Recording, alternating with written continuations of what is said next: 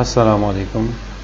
आज का हमारा जो लेक्चर है वो हमारे पास इलेक्ट्रिक ब्रेकिंग से रिलेटेड है।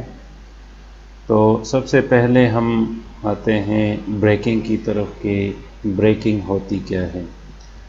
तो ब्रेकिंग की डेफिनेशन कुछ यूँ है कि the process of bringing the motor to rest within the predetermined time is known as braking. मतलब जो मोटर रनिंग कंडीशन में है तो उसको रेस्ट कंडीशन में एक मखसूस टाइम में लाने को के अमल को ब्रेकिंग कहते हैं। तो एक गुड ब्रेकिंग सिस्टम जो होता है, एक अच्छा ब्रेकिंग सिस्टम जो होता है, उसके ये दो फीचर्स उसमें होने चाहिए, ये लाजमी है, वरना वो एक गुड ब्रेकिंग सिस्टम जो है वो नहीं कहला सकता। तो सबसे पहला हमारे पास है braking should be fast and reliable. Braking fast और रिलायबल होगा। फास्ट से मतलब ये है कि जो हमने ज़िक्र किया डेफिनेशन में, ये जो प्री डिटर्मिन्ड टाइम है ये इसका कम से कम हो, मतलब जल्द ही ये मोटर को जो है वो रेस्ट कंडीशन में विद इन नो टाइम या with in very less time इसको रेस्ट कंडीशन में लाए। रिलायबल से मतलब ये है कि जो ब्रेकिंग सिस्टम है वो फेल ना हो फ्रीक्वेंटली, और हर दफ़ा जब हम ब्रेकिंग अप्लाई करें तो वो अपना जो सर्विस है, अपना जो वर्किंग है वो बेहतर तरीके से कर सके, उसमें डैमेज या फेल होने का के जो चांसेस हैं वो कम से कम हो। जो दूसरा फीचर है वो ये है कि the equipment to stop the motor should be in such a way that the kinetic energy of the rotating parts of the motor should be dissipated as soon as the braking is applied. कि जो braking system है हमारे पास वो इस तरह का होना चाहिए कि जैसे ही हम ब्रेक अप्लाई करें तो जो रोटेटिंग पार्ट्स होते हैं मोटर्स में उसकी जो काइनेटिक एनर्जी है वो जल्द से जल्द डिसिपेट हो। वो किस फॉर्म में डिसिपेट होगी, किस तरह डिसिपेट होगी, उसकी डिटेल्स हम अभी जब हम इलेक्ट्रिक और मैकेनिकल ब्रेकिंग पढ़ेंगे तो उसमें ये क्लियर हो जाएगा। लेकिन इस एनर्जी को जल्द से जल्द डिसिपेट करना जो है एक गुड ब्रेकिंग सिस्टम में ये बात होनी चाहिए, वरना वो फिर जो ब्रेकिंग सिस्टम है उसके ऑपरेशन में डिस्टर्बेंस क्रिएट कर सकती है। अब आते हैं ब्रेकिंग के मेनली दो टाइप्स हैं मोटर के ब्रेकिंग की। एक हमारे पास है इलेक्ट्रिक ब्रेकिंग और जो दूसरा है वो मैकेनिकल ब्रेकिंग से है। तो सबसे पहले आते हैं इलेक्ट्रिकल ब्रेकिंग की तरफ। इलेक्ट्रिकल ब्रेकिंग में काइनेटिक एनर्जी जो होता है, जो रोटेटिंग पार्ट्स ऑफ मोटर होते हैं उनकी काइनेटिक एनर्जी को इलेक्ट्रिकल फॉर्म में कन्वर्ट किया जाता है और फिर उसे एक रेजिस्टेंस में हीट के फॉर्म में या डिसिपेट किया जाता है या सप्लाई को इस इलेक्ट्रिकल एनर्जी को रिटर्न किया जाता है।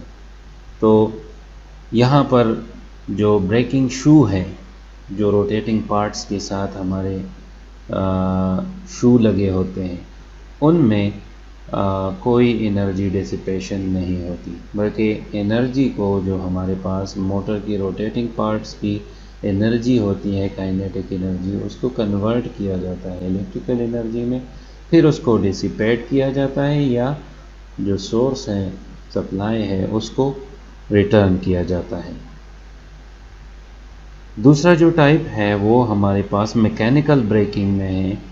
तो मैकेनिकल ब्रेकिंग जो है वो दरअसल इसमें काइनेटिक एनर्जी जो है वो रोटेटिंग पार्ट्स में डिसिपेट होती है, मतलब रोटेटिंग पार्ट्स के साथ जो ब्रेकिंग शू लगे होते हैं उनमें डिसिपेट होती है इन द फॉर्म ऑफ हीट। और ये जो शू है ये या तो व्हील्स के साथ लगे होते हैं या ब्रेक ड्रम के साथ लगे होते हैं, जिसके साथ ये रब होते हैं, और वो जो मैकेनिकल एनर्जी, एक काइनेटिक एनर्जी है वो in the form of heat शू के साथ ही वो डिसिपेट होती है।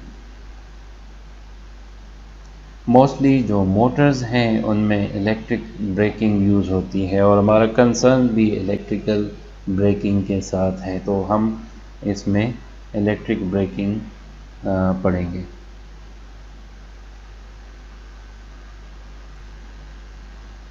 तो सबसे पहले हम इलेक्ट्रिक ब्रेकिंग के कुछ एडवांटेजेस देख लेते हैं।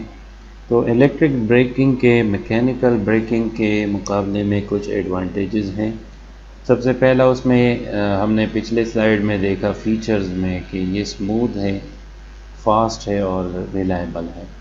स्मूथ मतलब जो मोटर है उसमें उसको स्मूथली जो है वो रेस्ट कंडीशन में लाता है, और फास्ट मतलब ये within no time motor को स्टॉप कर देती है।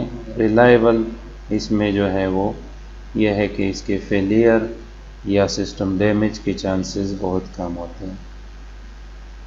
अब चूँकि ये फास्ट है तो इसमें हम हाई स्पीड को मेंटेन कर सकते हैं, और जो higher capacity of the system है उसको भी हम इसमें चला सकते हैं। सिस्टम की ज़्यादा से ज़्यादा कैपेसिटी पर उसको चला सकते हैं। जो थर्ड नंबर है वो है ये है कि ये इकोनॉमिकल है, और इकोनॉमिकल इस वजह से है क्योंकि यहाँ पर जो ब्रेक शू है उधर कोई एनर्जी डिसिपेशन नहीं होती, तो उसकी जो वेयरिंग होती है, लाइनिंग उसके ऊपर जो कोटिंग की होती है ब्रेक ब्लॉक्स पर या ब्रेक लाइनिंग की जो कोटिंग होती है, उसकी फ्रीक्वेंट रिप्लेसमेंट की ज़रूरत नहीं पड़ती। जबकि मैकेनिकल ब्रेकिंग में चूँकि ब्रेक शू में हमारे पास एनर्जी डिसिपेट होती है, तो उसकी जो लाइनिंग है वो डैमेज हो जाती है और उसको जल्द रिप्लेस कराना पड़ता है। तो इस वजह से इलेक्ट्रिकल ब्रेकिंग जो है वो इकोनॉमिकल है। अब आते हैं हीट की तरफ। तो heat produced in the electrical braking is less. Electric braking में हीट प्रोड्यूसिंग जो है वो कम है, क्योंकि सबसे पहले कन्वर्जन होती है, तो अगर वो रेजिस्टेंस में डिसिपेट हो रही हैं तो वो इतनी ज़्यादा नहीं होती जितनी हमारे पास जो ब्रेक शू है उसमें एनर्जी डिसिपेट होती है। दूसरा, हमारे पास ये हार्मफुल भी नहीं है, क्योंकि हीट जो प्रोड्यूस होती है वो इतनी ज़्यादा नहीं होती, तो इस वजह से ये हार्मफुल नहीं होती। जबकि मैकेनिकल जो हमारे पास ब्रेक होते हैं उसमें ब्रेक शू के साथ इतनी ज़्यादा हीट अक्सर जनरेट होती है, प्रोड्यूस होती है कि फेलियर ऑफ ब्रेक्स अकर हो सकता है उसमें। बाज़ औक़ात जो व्हीकल्स हैं वो जब उतराई में उतरते हैं तो उसकी जो ब्रेक शू है वो ज़्यादा प्रेस होने की वजह से, ज़्यादा ब्रेक लगाने की वजह से उसके पहिए गर्म हो जाते हैं और वो जाम मतलब ब्रेक फिर काम नहीं करते, वो फेल हो जाते हैं। तो इलेक्ट्रिक ब्रेकिंग में ये फिनोमिना नहीं होता, उसमें लेस हीट प्रोड्यूस होता है और वो हार्मफुल भी नहीं होता, ब्रेकिंग फेलियर भी अकर नहीं होती उसमें। जो लास्ट एडवांटेज है वो ये है कि in the electrical braking sometimes it is possible to feed back energy during braking period to the supply system. This results in saving in the operating cost. क्योंकि हमारे पास जो इलेक्ट्रिक एनर्जी है, जो हमारे पास काइनेटिक एनर्जी होती है motor के रोटेटिंग पार्ट्स की, उसको इलेक्ट्रिक एनर्जी में कन्वर्ट किया जाता है और ड्यूरिंग ब्रेकिंग पीरियड उसको सप्लाई सिस्टम को फीडबैक किया जाता है। तो इससे जो ऑपरेटिंग कॉस्ट होती है वो कम हो जाती है, क्योंकि हमारे पास जो एनर्जी ब्रेकिंग सिस्टम में यूटिलाइज हो रही है तो उसका कुछ हिस्सा हमारे पास सप्लाई सिस्टम को फीडबैक भी हो रहा है। This is not possible in case of mechanical braking. Mechanical braking में हम फीडबैक नहीं कर सकते, बस वो एनर्जी डेसिपेट हो जाती है। अब जहाँ इसके एडवांटेजेस हैं तो इसके कुछ डिसएडवांटेजेस भी हैं।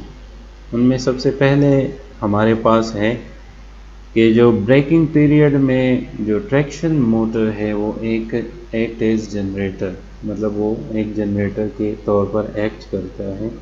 तो इलेक्ट्रिक ब्रेकिंग जो है वो हमारे पास मोटर को ऑलमोस्ट स्टॉप कंडीशन में लाता है, लेकिन उसको स्टेशनरी होल्ड नहीं रख सकता, तो इसके साथ एडिशनली हमने फिर मैकेनिकल ब्रेकिंग अप्लाई करनी होती है। तो इससे होगा ये कि जो एनर्जी डेसिपेशन है वो कम से कम होगी, क्योंकि हम पहले इलेक्ट्रिकल ब्रेकिंग अप्लाई करते हैं तो काइनेटिक एनर्जी जो होती है वो सप्लाई को चली जाती है, और फिर उसके बाद हम मैकेनिकल ब्रेकिंग सिर्फ उसको स्टेशनरी लाने के लिए लगाते हैं। तो ये एक डिसएडवांटेज है इलेक्ट्रिक ब्रेकिंग की। फिर जो दूसरा है, traction motor has to work as a generator during braking period, so that motor has to select in such a way that it should have suitable braking characteristic।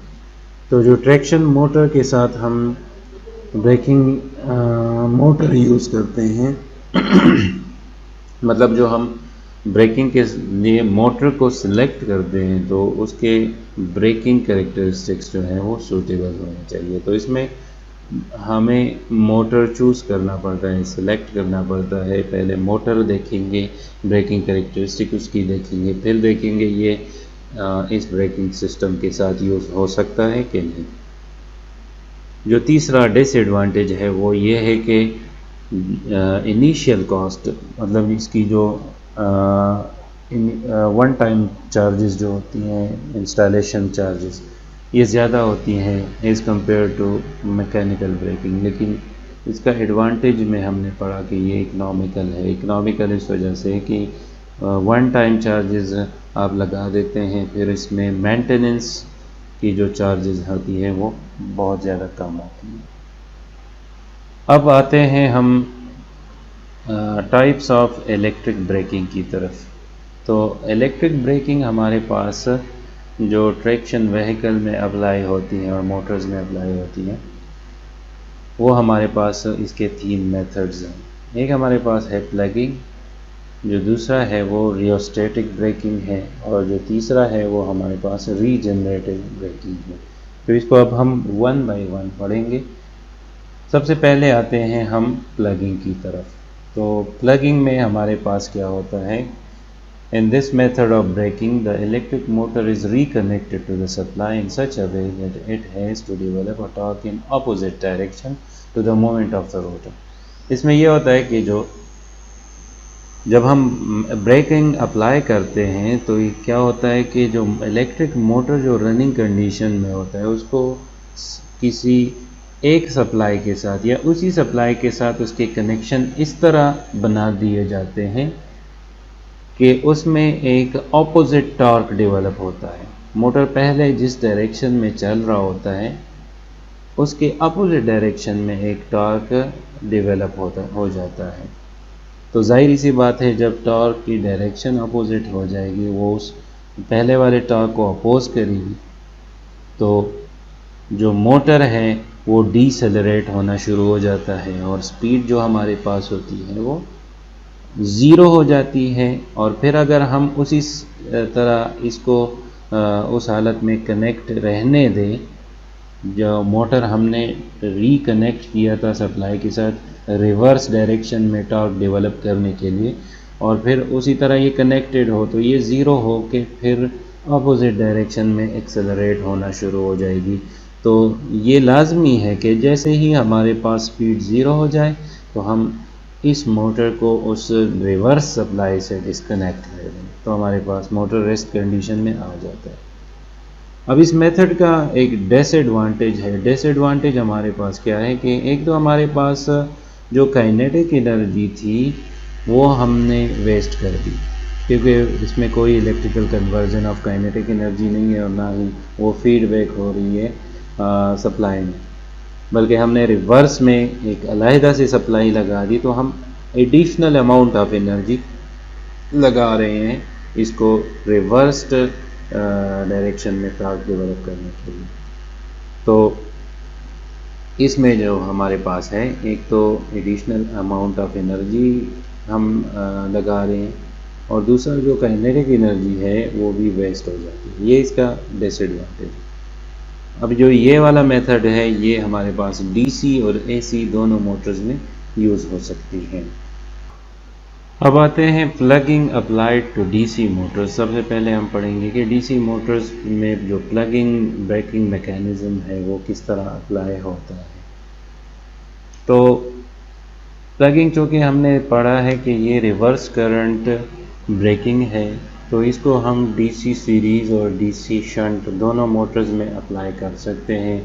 होगा क्या कि हम इसमें या तो आर्मेचर को या फील्ड वाइंडिंग को, लेकिन दोनों को नहीं, दोनों को रिवर्स नहीं करेंगे, दोनों को रिवर्स सप्लाई के साथ नहीं जोड़ेंगे। इनमें से एक को हम रिवर्स सप्लाई के साथ जोड़ेंगे तो हमारे पास ये जो मोटर है वो स्टॉप कंडीशन में है। अगर दोनों को हम करेंगे तो फिर हमारे पास मोटर जो है वो स्टॉप कंडीशन में नहीं आ सकता। तो इसमें क्या होता है कि डीसी सीरीज़ मोटर में भी ये हम अप्लाई कर सकते हैं, डीसी शंट मोटर में भी अप्लाई कर सकते हैं। तो जो पहले दो डायग्राम दिखाए गए हैं ये हमारे पास क्या है, ये डीसी शंट मोटर के हैं, और ये दो डायग्राम जो हैं ये हमारे पास डीसी सीरीज़ मोटर के हैं। तो आप लोग देख सकते हैं कि ये जो ड्यूरिंग नॉर्मल स्पीड है यहाँ पर, तो इस वाले डायग्राम में ये नॉर्मल स्पीड जो मोटर हमारे पास नॉर्मल रन स्पीड में होता है। तो आप लोग आर्मेचर के कनेक्शंस को देखिए, आर्मेचर का जो ये वाला एंड है ये नेगेटिव के साथ है और ये वाला एंड पॉजिटिव के साथ है। अब जब हम इस मोटर को स्टॉप कंडीशन में लाना चाहते हैं, इलेक्ट्रिकल ब्रेकिंग अप्लाई करेंगे, तो ये जो कनेक्शंस हैं ये रिवर्स हो जाएंगे। ये वाला हमारे पास पॉजिटिव के साथ जुड़ जाएगा ये, और ये हमारे पास नेगेटिव के साथ कनेक्ट हो जाएगा। तो हमारे पास जो मोटर है उसमें ब्रेकिंग अप्लाई होगी। इसी तरह जो डीसी सीरीज़ है उसमें भी हमारे पास इसी तरह है कि जो नॉर्मल रन स्पीड में है इसमें हमारे पास ये एंड जो है ये पॉजिटिव के साथ कनेक्टेड है, और ये वाला एंड जो है ये हमारे पास नेगेटिव के साथ है। जैसे ही हम इसको उसमें लाना चाहें, स्टॉप कंडीशन में लाना चाहे, तो आप लोग देख रहे हैं कि फील्ड अभी भी उसी पॉजिटिव के साथ यहाँ पे कनेक्टेड है, और ये भी यहाँ पे। यहाँ से हमारे पास जो कनेक्शन है वो रिवर्स हो जाएंगे। ये वाला एंड अब हमारे पास नेगेटिव के साथ है, ये वाला हमारे पास क्या है, पॉजिटिव के साथ है। तो ये हमारे पास जो ब्रेकिंग मैकेनिज़्म है वो अप्लाई होगा डीसी मोटर्स पे, और जो बैक ईएमएफ इसमें डेवलप होगी वो इक्वल होगी जिस डायरेक्शन में हम टर्मिनल या सप्लाई वोल्टेज दे रहे हैं। तो हमारे पास जब ये दोनों इक्वल हो जाएंगे तो मोटर स्टॉप कंडीशन में आ जाएगी। अब आप लोग यहाँ पे देख सकते हैं कि ये जो हाई रेजिस्टेंस आर कनेक्टेड है सीरीज़ के साथ, तो ये हमारे पास क्या है, जो लिमिटिंग करंट लिमिटिंग रेजिस्टर है, जो स्टार्टिंग करंट जो है उसको लिमिट कर रहा है। अब हम देखते हैं कि जो ब्रेकिंग टॉर्क है उसकी इक्वेशन क्या है। तो हमारे पास जब मोटर रनिंग कंडीशन में होता है तो जो आर्मेचर करंट है वो हमारे पास I1 is equal to V minus E B divided by RA, जो हमने पहले भी पढ़ा हुआ है। अब जब ब्रेकिंग पीरियड होता है उसमें चूँकि ये जो बैक ईएमएफ है ये रिवर्स हो जाता है, क्योंकि हमारे पास जो सप्लाई है वो तो उधर की उधर है, लेकिन जो कनेक्शन है आर्मेचर के और बैक ईएमएफ आर्मेचर में डेवलप होता है वो रिवर्स हो जाते हैं।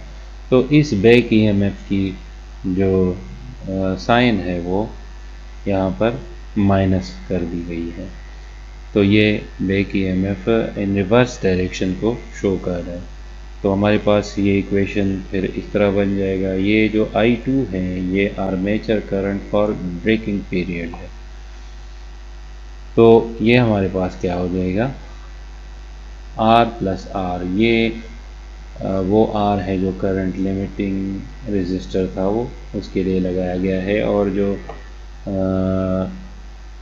कि स्टार्टिंग करंट को लिमिट कर रहा है। तो इसमें हमारे पास जो है ये ब्रेकिंग करंट की इक्वेशन आ गई, जिसमें हमने आर ए प्लस आर को आर प्राइम में मर्ज कर दिया और इसकी value R A plus R है, क्योंकि ये दोनों सीरीज़ में बन रहे हैं। अगर हम डायग्राम में देखें तो ये जो हमारे पास रेजिस्टेंस आर इधर भी लगी हुई है, ये इस आर्मेचर के सीरीज़ में बन रहा है, यहाँ पर भी ये आर्मेचर के सीरीज़ में बन रहा है। तो आर ए प्लस आर, इसको हमने क्या कह दिया, आर प्राइम कह दिया। अब जो ब्रेकिंग टॉर्क है वो प्रोपोर्शनल है, जो टॉर्क की बेसिक रिलेशन है उसको हम यूज़ करते हैं, वो प्रोपोर्शनल है फ्लक्स और करंट के प्रोडक्ट की। अब यहाँ पे करंट कौन सा है, ये ब्रेकिंग पीरियड वाला आर्मेचर करंट है। तो इसमें अगर हम इसकी वैल्यू लगा दें और प्रोपोर्शनलिटी को इक्वेशन में कन्वर्ट कर दें तो यहाँ पे एक कांस्टेंट K1 आ जाएगा और ये I2 आ गया। फिर इस I2 की अगर हम वैल्यू लगा दें जो हमने इस इक्वेशन में लिखी है यहाँ पर, तो ये आ गई TB की इक्वेशन। अब हमने क्या कर दिया कि इसको अलग-अलग पॉलिनोमियल्स में लिख दी, लेकिन हमें पता है कि जो ब्रेक ईएमएफ है वो नंबर ऑफ टर्न्स और फ्लक्स का प्रोडक्ट होता है, इसके प्रोपोर्शनल होता है। तो हमारे पास EB की जगह हमने ये वैल्यू लगा दी K2 पाई स्क्वायर N। अब ये जो K2 है, ये इस इक्वेशन को, इस प्रोपोर्शनलिटी को जब हम इक्वेशन में लेके जाएंगे तो ये हमारे पास क्या होगा, इधर एक कांस्टेंट आएगा, उसको हमने K2 कह दिया, और ये वाला फाई इस फाई के साथ मल्टीप्लाई होगा तो ये फाई स्क्वायर हो गया और यहाँ पे N आ गया। अब हम क्या करते हैं कि ये जो K1 K2 है इसको हमने K3 कह दिया, इसके प्रोडक्ट को, जस्ट फॉर सिंप्लीफिकेशन। तो यहाँ पे ये आ गया K3। मज़ीद हम क्या कर रहे हैं कि इनमें सिर्फ फ्लक्स के अलावा बाकी सारी चीज़ें जो हैं वो कांस्टेंट है। तो ये जो सारी चीज़ें हैं जहाँ पे ये कांस्टेंट्स है, ये तो सारे का सारा कांस्टेंट है, इसको हमने क्या कह दिया, सिवाय फ्लक्स के, इसको हमने कह दिया K4। इसमें भी फ्लक्स के अलावा ये K3 N और R प्राइम ये कांस्टेंट है, तो इसको हमने K5 कह दिया। तो ये K4 क्या है, K1 V divided by R prime है, और ये जो K5 है, यहाँ पे ये K4 लिखा हुआ है, ये दरअसल 5 है। तो ये K5 हमारे पास क्या आ गया, K3N divided by R prime. तो हमारे पास जो सीरीज़ मोटर है, फ्लक्स हमारे पास करंट पे डिपेंडेंट होते हैं, तो हम कह सकते हैं कि यहाँ पर जो है इसमें हम फ्लक्स की जगह जो है क्या लगा दें, करंट की वैल्यू पुट कर दें, तो हमारे पास जो टॉर्क B है उसकी इक्वेशन इधर आ जाएगी। ये सीरीज़ मोटर के लिए है जो ब्रेकिंग टॉर्क है, और शंट में चूँकि फ्लक्स कांस्टेंट होते हैं तो हमारे पास सिर्फ ये इक्वेशन रह जाएगी। तो ये हमारे पास जो ब्रेकिंग टॉर्क प्लगिंग में DC मोटर्स की सूरत में आता है वो हमारे पास ये इसकी इक्वेशन आ गई। अब हम आते हैं जो हमारे पास 3 फेज़ इंडक्शन मोटर है, उसको हम प्लगिंग किस तरह अप्लाई करते हैं। तो जिस तरह हमने पिछले मेथड में देखा DC मोटर की सूरत में, उसमें 2 टर्मिनल्स थे, तो हमारे पास उन दोनों टर्मिनल्स को आर्मेचर का जो टर्मिनल था वो रिवर्स करके हमने रिवर्स टॉर्क डेवलप किया। इसमें चूँकि यहाँ पर 3 फेज़ सप्लाई होती है और ये 3 टर्मिनल फील्ड वाइंडिंग को जाती हैं, और नॉर्मल ऑपरेटिंग कंडीशन में जो रोटेटिंग मैग्नेटिक फील्ड होता है जो स्टेटर में जनरेट होता है ये वाला, और जो आर्मेचर की रोटेशन होती है या रोटर की रोटेशन होती है, वो अप्रॉक्सीमेटली सेम डायरेक्शन और अप्रॉक्सीमेटली सेम स्पीड के साथ रन कर रहे होते हैं। जैसे ही ब्रेकिंग हम अप्लाई करते हैं तो प्लगिंग में क्या होता है कि इन 3 टर्मिनल में से कोई सी भी 2 टर्मिनल या आर वाई या वाई बी या बी आर 2 टर्मिनल को हम रिवर्स कर देते हैं ताकि हमारे पास जो रोटेटिंग मैग्नेटिक फील्ड है उसकी जो डायरेक्शन है वो रिवर्स हो सके। तो यहाँ पे आप लोगों को दिखाया गया है कि ये जो फील्ड वाइंडिंग है, सबसे पहले हम इसको देखते हैं। ये आर आर प्राइम है, ये है बी और बी प्राइम, और ये वाला जो है ये वाई वाई प्राइम है। तो ये नॉर्मल कंडीशन में हमारे पास जो कनेक्शन है मैग्नेटिक फील्ड जो स्टेटर में इंड्यूस हो रही है, जनरेट हो रही है, उसके लिए हमारे पास ये वाले कनेक्शन है। तो इस डायरेक्शन में हमारे पास जो है वो स्टेटर की जो फील्ड है वो सिंक्रोनस स्पीड के साथ मैग्नेटिक फील्ड रोटेट कर रही है। अब जैसे ही हम इनमें से कोई भी 2 कनेक्शन रिवर्स कर दें, जिस तरह आप लोगों को दिखाया गया है कि ये जो Y और B है, इन दोनों को स्वेप किया। पहले ये दोनों जो थे ये B और B प्राइम थे, तो अब ये Y प्राइम हो गए। और उस नॉर्मल कंडीशन में ये 2 वाइंडिंग जो है ये हमारे पास क्या Y प्राइम थी, तो इसको B प्राइम कर दिया। तो इनमें से कोई भी 2 कनेक्शंस जो है वो स्वैप कर दें, तो हमारे पास जो मैग्नेटिक फील्ड है स्टेटर में, जो रोटेटिंग मैग्नेटिक फील्ड है वो रिवर्स हो जाएगी। तो इससे होगा क्या कि जो rotating magnetic field and the rotor will be rotating in opposite direction, so that the relative speed between EMF and rotor is nearly twice the synchronous speed. तो हमारे पास जो इन दोनों का रिलेटिव स्पीड है, जो इनका डिफरेंस होता है, पहले हमारे पास एन एस जो था वो सेम डायरेक्शन में था, तो N S minus N S बन रहा था, तो वो 0 बन रहा था। अब हमारे पास चूँकि ये रिवर्स हो गया, तो ये एड अप हो रहे हैं, तो ये ट्वाइस द सिंक्रोनस स्पीड जो है वो हमारे पास रिलेटिव स्पीड आ गया बिटवीन ईएमएफ एंड रोटर। तो स्लिप अगर हम कैलकुलेट करें इसमें, तो हमारे पास स्लिप आता है -2। लेकिन हमारे पास जो इंड्यूस्ड वोल्टेज है वो supplied voltage multiplied by slip के डायरेक्ट रिलेशन में होता है। तो हमारे पास जो रोटर वोल्टेज है during braking period is normal the twice the normal voltage. तो हमारे पास ये नॉर्मल वोल्टेज के ट्वाइस हो जाते हैं, क्योंकि हमारे पास यहाँ पे ये स्लिप की वैल्यू -2 है, तो ये -2V हो जाएगा और डायरेक्शन इसका अपोजिट होगा। तो वोल्टेज की का जो लेवल है वो बहुत ज़्यादा बढ़ गया, ट्वाइस हो गया। तो ये हमारे पास जो रोटर वाइंडिंग्स होती हैं उनको डैमेज कर सकती हैं।